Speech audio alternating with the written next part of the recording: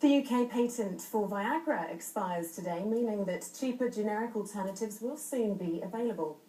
It may also force the price of Viagra down from £10 a tablet to £100, saving the NHS millions. Well, last year there were nearly 1.3 million Viagra prescriptions in the UK, amounting to £40 million worth of the drug before discounts. Joining us now from Cambridge is David Brown, the inventor of Viagra, who now chairs the Babraham Research Campus, where he's currently working on an alternative treatment to antibiotics. And with us here in the studio is Rachel Carroll. She's Chief Executive of Lloyd's Pharmacy's online doctor service.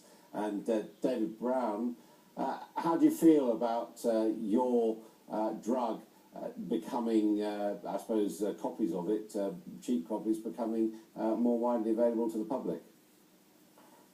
Well, of course, it's been copied ever since it was launched. It's been the most counterfeited drug in history, apparently.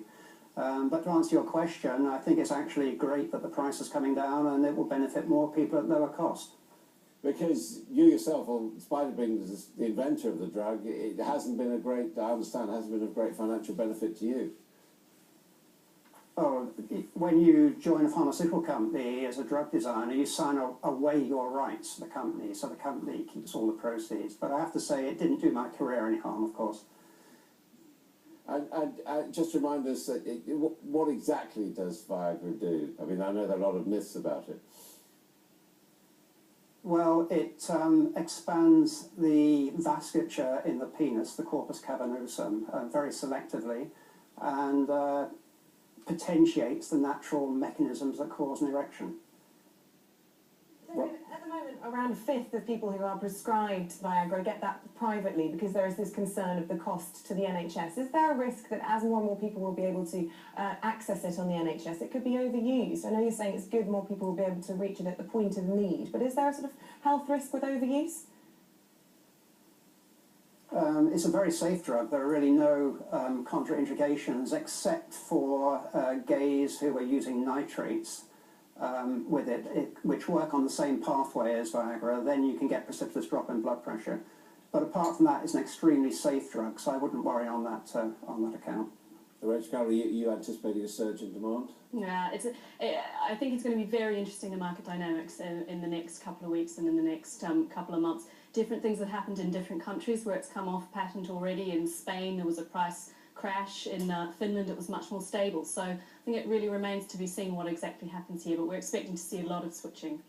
Presumably the attraction be for people, I mean, a lot of people buy it over the internet. I mean, to stop doing that and actually come to the chemist. Well, it's really interesting that people buy it over the internet for two reasons, according to our research. The first reason is that at the moment the counterfeit is cheaper from these illegal websites.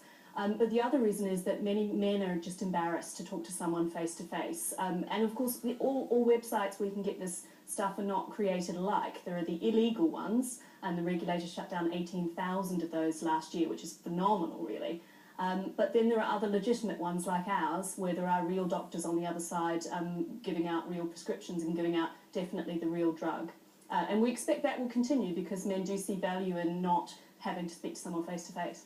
Well, we did invite Pfizer to come onto the programme and to talk to us about the expiry of their patent today, and they issued us with this statement. They said, "We have been planning for the expiry of Pfizer's sildenafil patent at a corporate portfolio and branded level for several years, and in addition have a healthy pipeline of drugs in development." They go on to say, "We anticipate that Viagra will remain an important medicine as patients will want to have ongoing access to a Pfizer medicine that they already know and trust, and we will therefore continue to make Viagra available in addition to our generic sildenafil Pfizer." And of course, that's a key in this, Rachel, that people won't be looking for the Viagra tablets on the shelves anymore. It will be sildenafil specifically that they should be looking out for. Well, you know, brands are valuable things, and we see that not just in healthcare, but in everything, you know, fashion, in Coca-Cola.